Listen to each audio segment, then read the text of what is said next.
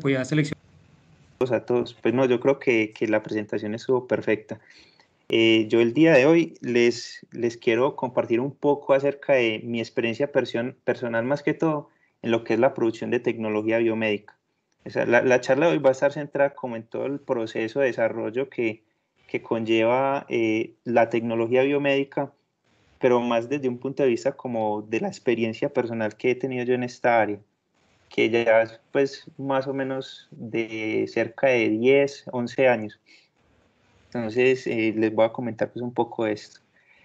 La línea del proceso de desarrollo o el proceso de diseño está conformada pues como por ciertas etapas en las cuales interviene la ingeniería inversa, la conceptualización del diseño, el modelado y la simulación, la parte normativa, que es una de las partes más importantes dentro del diseño. O sea, uno creería que desde el punto de vista de ingeniería uno se aleja mucho de esa parte de normatividad porque a veces le parece como muy aburrida, es como más interesante montar los circuitos y ver las lucecitas encenderse y eso, pero hay que tener en cuenta que la parte normativa es como la que nos da los lineamientos para saber si lo que estamos desarrollando va a funcionar de una manera adecuada y no va a presentar problemas con la persona o con otros instrumentos que se encuentren en el entorno del equipo.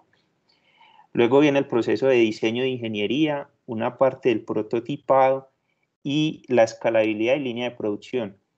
Aunque parece que esta parte fuera una línea recta que se sigue y que termina en la escalabilidad en la línea de producción, la verdad es que en el proceso de diseño de dispositivos médicos esto funciona como un ciclo que siempre llega al inicio y termina en esta parte. Es por eso que uno casi siempre ve en los dispositivos que uno compra o en la tecnología que aparece versión 1, versión 2 y versión 3, es porque siempre en el proceso de diseño se intenta llegar a un producto que se denomina producto mínimo viable, en el cual se obtiene la funcionalidad que se quiere, pero que siempre va a estar susceptible a mejorar o en el cual se van a encontrar algunas problemas que se deben corregir para una siguiente versión. Y es ahí donde debe de nuevo entrar el ciclo en operación. Entonces hablemos un poquito de lo que es la ingeniería inversa. Entonces, siempre todo prototipo, todo diseño de dispositivos proviene desde una idea o un problema que queremos solucionar. Para esto, en la actualidad ya existen muchas herramientas que nos ayudan a capturar la realidad y convertirla en información o datos que nosotros podemos procesar y manipular desde nuestros computadores. Es el caso, por ejemplo, de los escáneres 3D. En este ejemplo yo les muestro cómo este escáner 3D me permite a mí escanear la anatomía de un caballo, al cual yo podría ya dentro de un software CAD poder intervenir, por decir algo, si yo necesito diseñar una prótesis para reemplazar, no sé, la parte distal de la extremidad del caballo, o si necesito hacerle un diseño, una montura que sea mucho más ergonómica para el caballo. Este tipo de herramientas ya me sirven a mí para mejorar esos procesos de diseño. Una vez que se tiene lista la idea, pasa al proceso de conceptualización del diseño. Es decir, nosotros sabemos qué problema es el que vamos a solucionar, pero ya tenemos que buscar las herramientas que conocemos dentro de nuestro equipo de diseño para poder dar solución a ese problema, ¿cierto?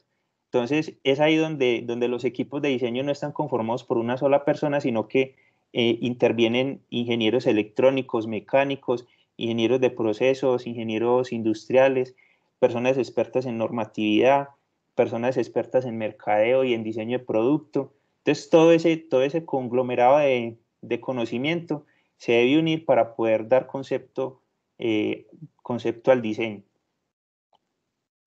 Una vez conceptualizado el diseño, ya pasamos a una parte que se conoce como el modelado y la simulación. Es decir, nosotros empezamos a hacer un diseño de ese concepto que teníamos, empezamos a representarlo en software que ya nos permiten hacer simulación de cómo puede funcionar ese diseño o ese prototipo cuando se encuentra en un ambiente real, ¿cierto? Entonces ahí es donde aparecen software de simulación mecánica, software de simulación de dispositivos electrónicos que nos permiten, por ejemplo, evaluar cómo cierta etapa de acondicionamiento de las señales puede filtrar cierta cantidad de ruido, o cómo la presión entre las diferentes partes de los componentes mecánicos puede interactuar, o si la tarea que nosotros pretendemos realizar sí se va a ejecutar de manera adecuada. Todo eso lo hacemos en la parte de modelado y simulación. Y como les había mencionado en el principio, una parte que no podemos dejar de lado nunca es la parte normativa. Siempre tenemos que intentar trabajar bajo los lineamientos que nos exigen tanto los entes regulatorios como las mismas empresas fabricantes, ¿cierto? No es posible que yo quiera hacer un diseño, por decir algo tan simple como hacer un diseño de una tarjeta electrónica, y yo no siga las recomendaciones del fabricante que la va a realizar para, por decir algo, las dimensiones mínimas de las pistas que ellos pueden fabricar, o las perforaciones mínimas que pueden realizar en la tarjeta, ¿cierto? Ellos siempre realizan unas recomendaciones de acuerdo a sus capacidades de producción, y nosotros debemos tratar de seguir esas recomendaciones como si fueran una norma para nosotros diseñar las tarjetas. También eso nos ayuda a eliminar problemas de influencia de ruidos externos, o problemas de potencia cuando requiramos manejar excesivas corrientes en los dispositivos. Al mismo tiempo, la parte normativa en cuanto al funcionamiento del equipo y la interacción con el paciente o con otros equipos que se encuentren en su entorno, ¿cierto? Debemos garantizar que se cumplan ciertas normas mínimas en el diseño de nuestros dispositivos, para que, digamos, estos dispositivos no entren a interferir con el funcionamiento de otros equipos que pueden ser también de uso crítico, digamos, en una unidad de cuidados intensivos, o que vayan a provocar problemas en la salud de la persona. Una vez ya tenemos todo el modelado y la simulación, el concepto de diseño, pasamos a hacer un diseño de ingeniería, es decir, a utilizar herramientas que nos permitan seguir una trazabilidad de nuestro diseño y manejar buenas prácticas de diseño para poder hacer correcciones del diseño después, hacer mejoras en ese diseño, y bueno, sí, tener un control de toda esa información. Es ahí donde les decía que empiezan a aparecer las versiones 1, 2 y 3 de los dispositivos, porque gracias a estas buenas prácticas de diseño es que ya nosotros podemos decir, no, es que digamos que en el diseño hice una mala conexión de este LED, entonces debo reemplazarla, y es más fácil cuando lo hacemos siguiendo unas buenas prácticas de diseño de ingeniería. Esto nos permite, pues, llegar a prototipos, los cuales permite garantizar un buen funcionamiento de los equipos, y que en las próximas versiones no se va a repetir los mismos errores o los mismos problemas que se habían encontrado en las versiones anteriores. Esto también nos ayuda también a tener una idea de cómo puede llegar a ser nuestro dispositivo en la vida real, ¿cierto? Nos permite, por ejemplo, definir dimensiones de nuestros diseños electrónicos, y cómo nosotros podemos diseñar los enclosuros, las carcasas para obtener un producto que sea atractivo para el usuario y que cumpla con la función que se está implementando. Por ejemplo, este diseño corresponde a una máquina que servía para remojar muestras, que sirve para remojar muestras de proteínas en esta zona de acá.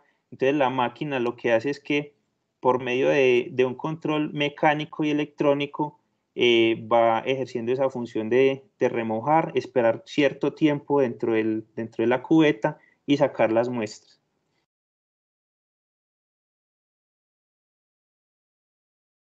Una vez ya tenemos el concepto y el diseño elaborado, pasamos a una etapa que es el prototipado, ¿cierto? Nosotros ya hicimos la simulación, hicimos nuestro diseño, y en el computador muchas veces eso se ve muy bien y funciona muy bien desde la parte de simulación, pero a nosotros también nos interesa mirar si ese diseño que nosotros hicimos va a funcionar correctamente cuando ya se encuentre en un ambiente real. Entonces, para eso existen herramientas como las cortadoras láser, las impresoras 3D, existen estrategias como hacer circuitos de prototipado que nos abaraten costos y que nos permitan determinar si el diseño que nosotros realizamos va a funcionar de la manera que nosotros esperamos o si hay problemas en las conexiones o cosas como esas. Entonces, como les mencionaba, también la impresión 3D es una de las tecnologías que en la actualidad ha tenido grandes avances y gran desarrollo y permite esta parte de poder evaluar cómo un prototipo se va a ver en la realidad y cómo esa parte mecánica va a interactuar con otras partes en el equipo o en el entorno de funcionamiento. Una vez ya probamos nuestro prototipo y estamos seguros de que ese diseño es el que nosotros vamos a llevar a una escala de industrialización, pasamos a esa etapa, la escalabilidad y la línea de producción, en la cual ya se fabrican moldes para inyección de plástico, los cuales, a pesar de que los moldes son muy costosos, entonces es algo donde uno necesita asegurar que ya el dispositivo que diseñamos va a quedar así como tal cual está diseñado y no presenta pues muchos errores y problemas. Ya la parte de producción en serie por medio de inyección de plástico se abarata mucho con respecto a la producción, por ejemplo, por impresión 3D. Lo mismo la parte de los acabados, la parte del ensamble en serie, ¿cierto? Esta parte se viene pensando casi siempre desde el diseño de los dispositivos. Es decir, nosotros debemos asegurar que nuestro dispositivo va a funcionar bien, va a tener los estándares de diseño recomendados, pero al mismo tiempo le va a facilitar a los operarios de ensamble el ensamble, valga la redundancia, de los dispositivos. Porque no es viable que nosotros tengamos un dispositivo que se vea muy, muy bonito, pero que en la línea de producción nos demore el trabajo de 10 operarios 4 días, 4 o 5 días. Entonces ahí ya es donde, a pesar de que el dispositivo es muy bonito y que tiene muy buen diseño, la parte de la producción se hace muy costosa y el dispositivo empieza a elevar sus costos en el mercado y ya no se vuelve competitivo con otros dispositivos de las mismas características. Otra cosa muy importante en esta parte de la línea de producción es mantener muy bien organizado todo lo que se llama el stock de los componentes o el stock de las partes que intervienen en el diseño, ¿cierto? Muchas veces el no tener control de esta parte puede retrasar los procesos de ensamble de manera significativa y incrementar los costos de producción de los dispositivos. Digamos que algo tan simple como, por decir algo, uno de estos LEDs que para comprarlo, cada LED cuesta alrededor de 10 pesos cuando se compran en grandes cantidades. Pero el que yo no tenga ese LED, que yo no tenga caracterizado esa falta de ese stock en ese LED, ya no me permite terminar el ensamble de esta tarjeta. Luego ya no puedo colocar esta tarjeta dentro del enclosure y conectarla con las otras tarjetas que se encuentran dentro del equipo. O ya no puedo hacer un ensamble de una de las partes mecánicas del equipo porque primero debía ensamblar la tarjeta antes de hacer el ensamble mecánico. Entonces, el mero hecho de no tener ese LED me hace un retraso significativo en la línea de producción y eso incrementaría demasiado los costos de producción. Otra cosa muy importante, lo que les decía ahorita, hacer que el ensamble del dispositivo sea muy fácil y muy intuitivo para los operarios de ensamble, ¿cierto? Muchas veces las personas que ensamblan no son expertas en diseño y lo único que hacen es que siguen unas instrucciones de diseño. Y pasa muchas veces que cuando las instrucciones del ensamble no son adecuadas, se cometen errores en el ensamble y eso hace que se dañen los dispositivos. Algo tan fácil nos ocurrió el año pasado. Ahorita les voy a mostrar un caso pues, de éxito que tuvimos con esto, pero nos ocurrió el año pasado que no demarcamos bien, por decir, la conexión de la alimentación. Algo que para un personal de diseño o una ingeniería es tan trivial que conecta el cable positivo en el positivo y el cable negativo en el negativo. Para un operario de ensamble eso no es tan fácil de identificar y lo puede conectar de una manera, lo puede conectar al revés, y ya ustedes pues deben saber lo que significa conectar una alimentación en una tarjeta electrónica al revés, ¿cierto? Se quema todo lo que es el circuito electrónico. Entonces, en toda esa parte del diseño, hay que ir teniendo en cuenta también cómo puede llegar a ser ese proceso de ensamble y cómo facilitarle ese ensamble a los operarios para minimizar los errores, evitar los reprocesos y agilizar el proceso de ensamble para abaratar costos en la manufactura. Bueno, algunos de los dispositivos que se han diseñado acá en Colombia en esta línea de la tecnología biomédica han sido dispositivos para el monitoreo de signos vitales. Este dispositivo en particular se diseñó para ser utilizado en el transporte de pacientes, tanto en medios aéreos como medios terrestres. Y este dispositivo, en sus versiones posteriores, evolucionó a un dispositivo que podía ser llevado en la ropa por el usuario, haciendo que sea mucho más cómodo, pues él ya no tenía que estar, digamos que ligado a un stand en el cual estuviera el equipo y conectado con un montón de cables que podían disminuir su movilidad, sino que ya estaba todo eso acoplado en una prenda de vestir que el paciente se la colocaba y ya podía estar monitoreando sus signos vitales de manera continua. Otro dispositivo que se está desarrollando en la actualidad, este viene desde unos desarrollos anteriores en los cuales se pretende como evaluar la influencia que tiene el pasar mucho tiempo acostado en una cama sobre los pacientes. Hay pacientes que sufren de enfermedades que requieren de largos periodos de recuperación y que requieren estar acostados mucho tiempo en la cama. Entonces, este diseño lo que hace es que mide la presión que se está ejerciendo entre el paciente y la cama. Y con esto da información al personal de enfermería de que ese paciente debe ser cambiado de posición para evitar que esa zona en particular se lastime, se produzca una escara, luego se produzca una infección y que la enfermedad por la que estaba el paciente no se convierta en otra mucho peor producida por la laceración que sufrió.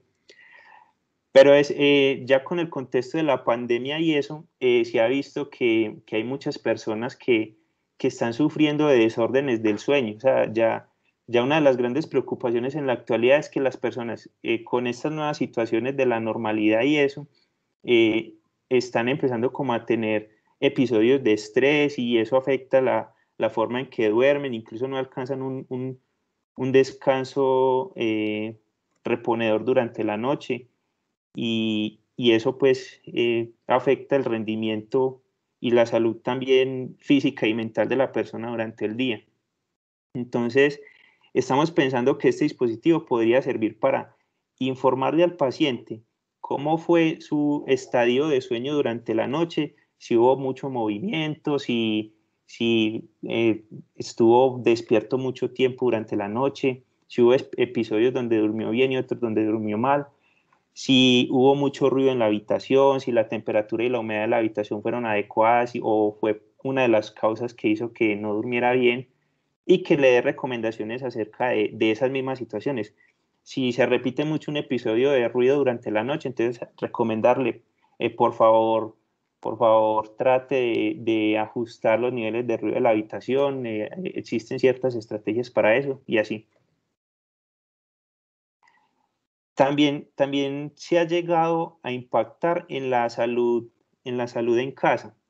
Ya entrando de nuevo en lo de la pandemia, con esa nueva situación de la normalidad y eso, ya los pacientes prefieren ser atendidos en ambientes más más caseros que ir a los hospitales. Ya las personas prefieren evitar el estar en los hospitales. Entonces, una buena estrategia sería diseñar dispositivos que permitan medir esas variables fisiológicas desde la casa y que toda esa información se pueda ser compartida con los médicos y tomar decisiones en el diagnóstico de las enfermedades.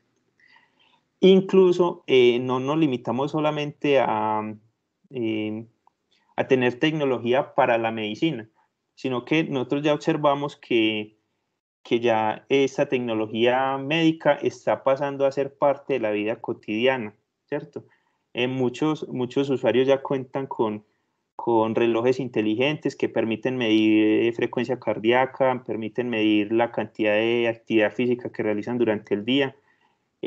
Incluso se pensó alguna vez en desarrollar un proyecto con una empresa colombiana de bolsos, en específico Toto, en la cual se pudiera tener una línea de bolsos inteligentes en el cual el bolso pudiera determinar esa frecuencia cardíaca, pudiera determinar la posición en el globo donde se encuentre la persona y que también le sirviera pues como un gadget para manipular ciertas funciones de sus dispositivos móviles. Lamentablemente, pues este proyecto no se pudo materializar, pero en el momento que estuvieron las conversaciones fue una gran idea, se pasó pues por un proceso de diseño similar al que les mostré al principio. Y les voy a hablar pues como uno de los casos exitosos en esta parte del diseño de dispositivos, específicamente uno que se presentó el año pasado, al inicio de la pandemia, con el diseño de los ventiladores mecánicos desde el departamento de Antioquia, la iniciativa Inspiramed. Entonces les voy a hablar un poquito de cómo en este proyecto en específico se pasaron por cada una de las etapas de diseño que les había mencionado al inicio, ¿cierto? Entonces, primero una conceptualización del diseño, qué queríamos solucionar, entonces era darle soporte ventilatorio a las personas, ¿cierto? Para eso entonces empezamos a buscar estrategias que pudieran servir para esa función. Encontramos que existen estas bolsas o ambú que podían servir como un pulmón artificial y que podían darle respiración.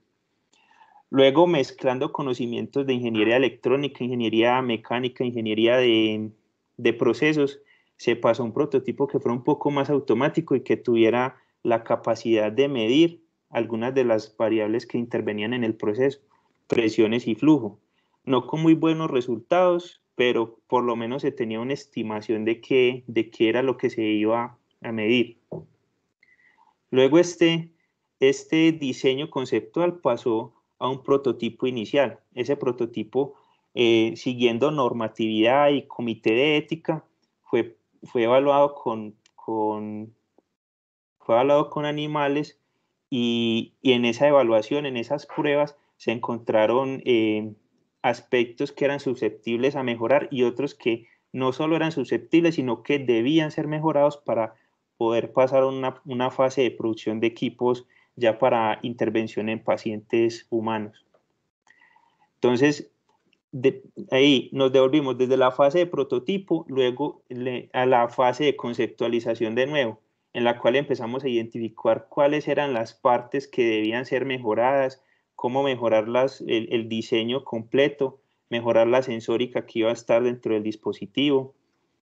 Luego empezamos a buscar esa sensórica, cómo la podíamos conseguir de manera fácil y rápida, y nos encontramos con un problema, y es que muchos de esos sensores que son tan especializados para ventiladores mecánicos, en ese momento estaban muy bajos de stock, eran muy costosos no se, y el poco stock que había no se lo vendían a países como Colombia, pues estaban separados ya para países que produjeran ventiladores mecánicos de alto rendimiento en masa. Entonces, ahí nos tocó pasar a la estrategia de, dentro de ese proceso de diseño, abrir una subrama para diseñar únicamente el sensor digamos que el sensor de flujo. Y así pasó con muchos de los subsistemas que habían dentro del equipo. muchos de esos subsistemas pasaron a ser un proceso de diseño. Entonces se pasó primero por un proceso de conceptualización en el cual se hizo un sensor de flujo algo artesanal, pero que al conectarlo y hacer las pruebas de flujo se encontraba que tenía una buena respuesta dinámica con respecto a la información que estaba capturando. Luego se pasó por un proceso de modelado y simulación. Ese proceso nos permitió evaluar cómo iba a ser la respuesta física o del fenómeno que ocurría en el interior del dispositivo en cuanto a las presiones y los flujos. Luego de eso, no me puedo creer.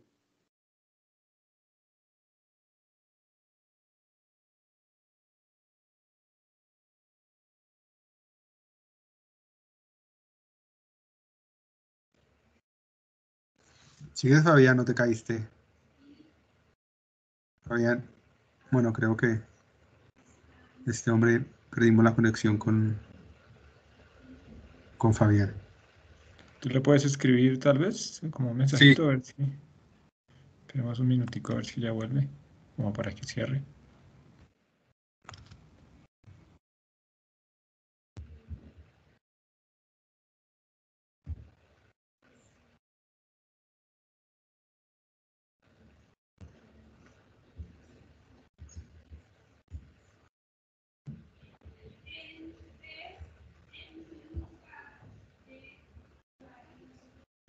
Ya me está escribiendo.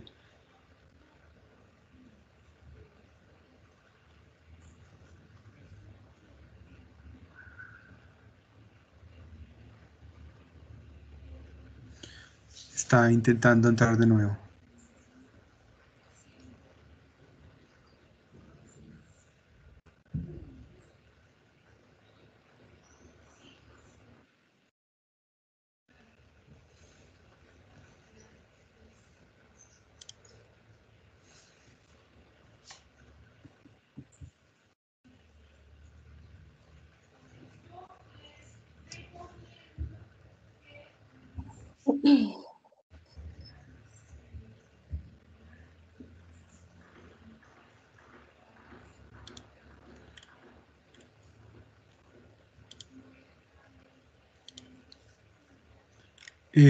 Mario, si quieres, sácalo a él ahora a ver si de pronto tú lo puedes... Hola.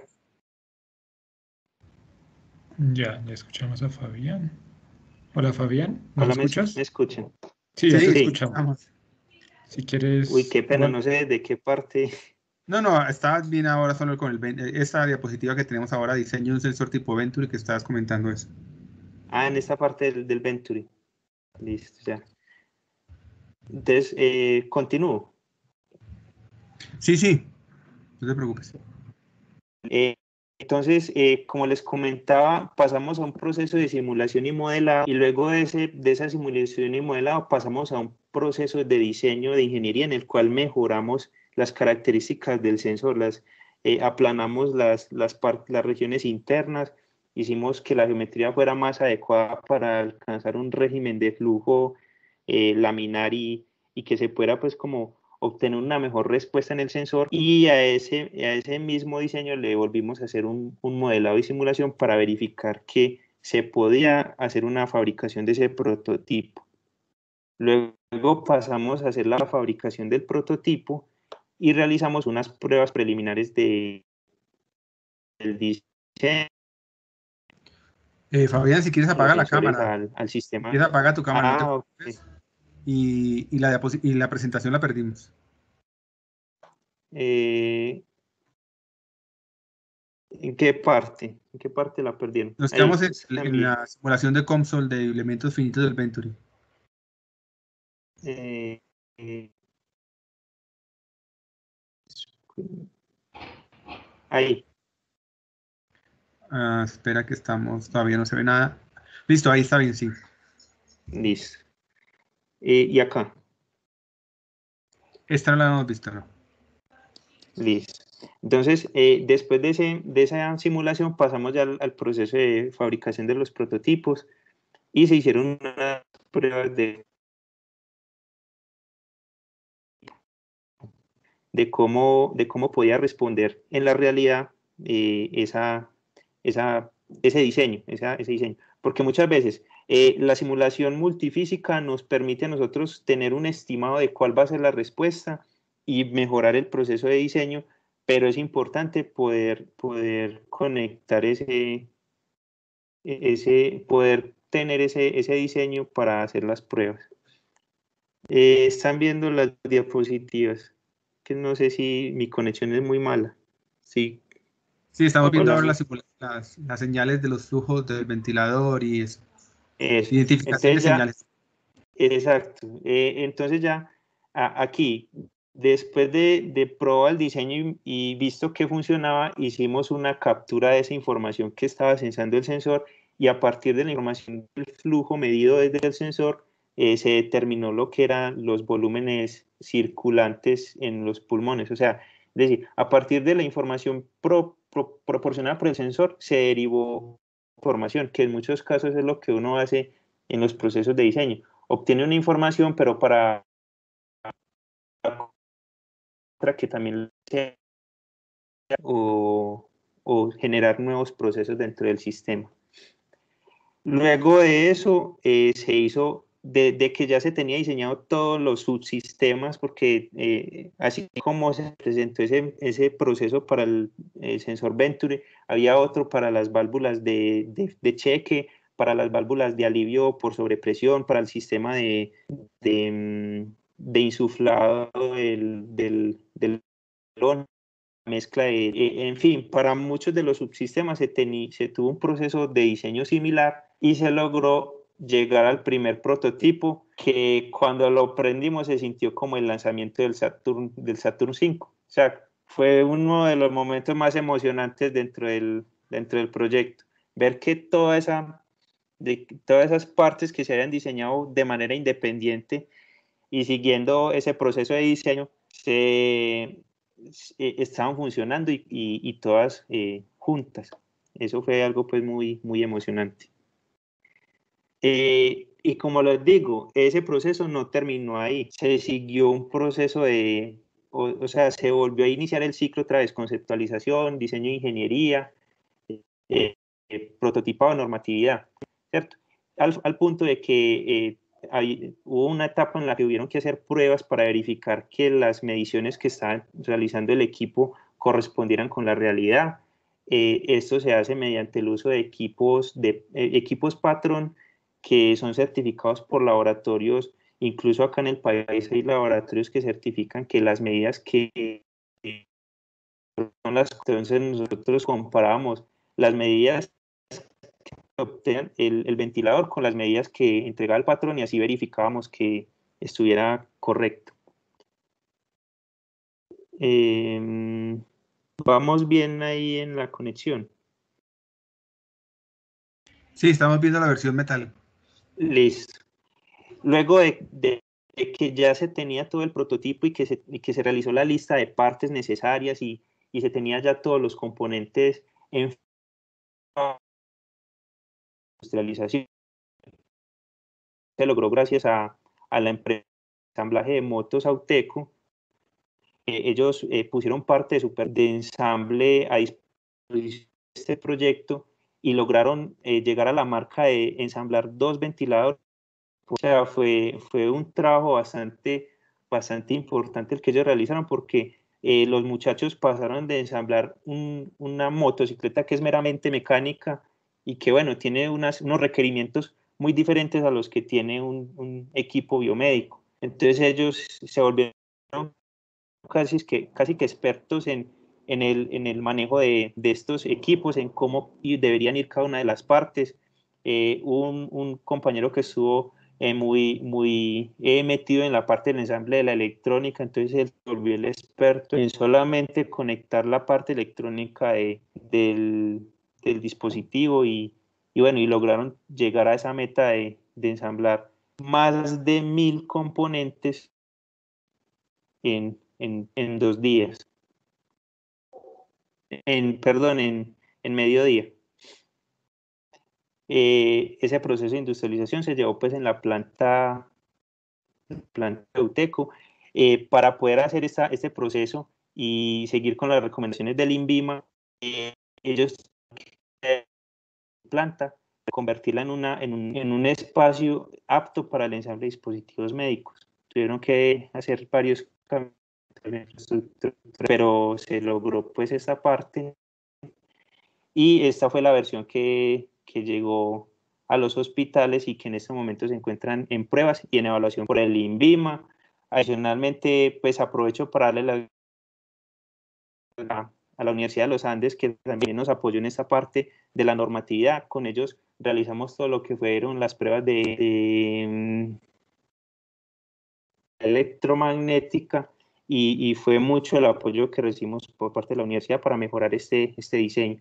Y este es el final de mi presentación. Yo sé que se hizo un poco larga, espero me disculpen pero espero que les haya gustado un poco la información que les presenté.